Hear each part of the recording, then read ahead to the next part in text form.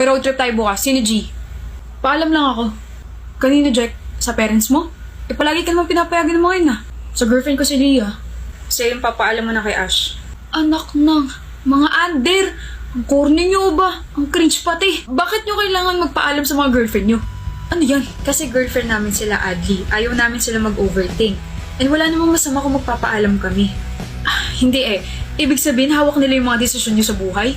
Kadiri, mga babae moments nga naman. Hoy Adli, ito yung isa sa mga rason kung bakit ayaw ko mag-girlfriend. Bakit kayo hingin ng permiso sa babae mo magro-road trip lang naman tayo? Hadlang sila sa kasiyahan nating mga lalaki. Lasing ka ba o hindi ka lang nakapag-toothbrush? Ang dumi kasi ng bunganga mo, Adli. Kaya ka walang girlfriend kasi ganyan ka magsalita. Hindi ko gagawin yung mga pinagagawa ninyo.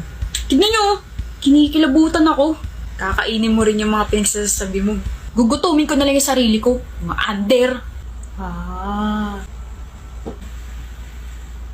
Hoy Adli, mag-billiards tayo tapos may inuman. Papaalam lang ako. Sa girlfriend mo? Sige. Sa crush ko si... Crush? Crush pa lang? Ganon? Sige, chat mo na lang ako Sige.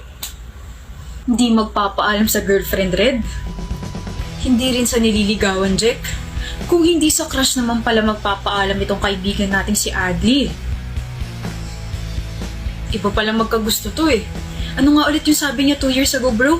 Sabi niya, mga under daw yung mga nagpapaalam. Mga cringe raw. Ano po yung isang sinabi niya?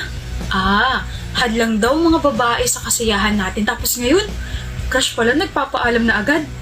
Grabe ka na, Adli Your heart is so unpredictable. Oo na, ang daming sinasabi. Oo na!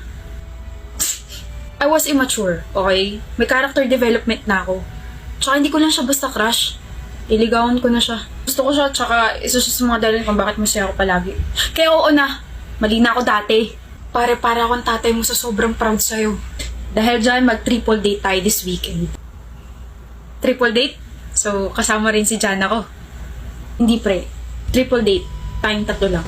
Tignan mo to si Jack. Tinatanong na maayos tapos parang ewan naman sumagot. Ewan ko sa'yo. Pikon.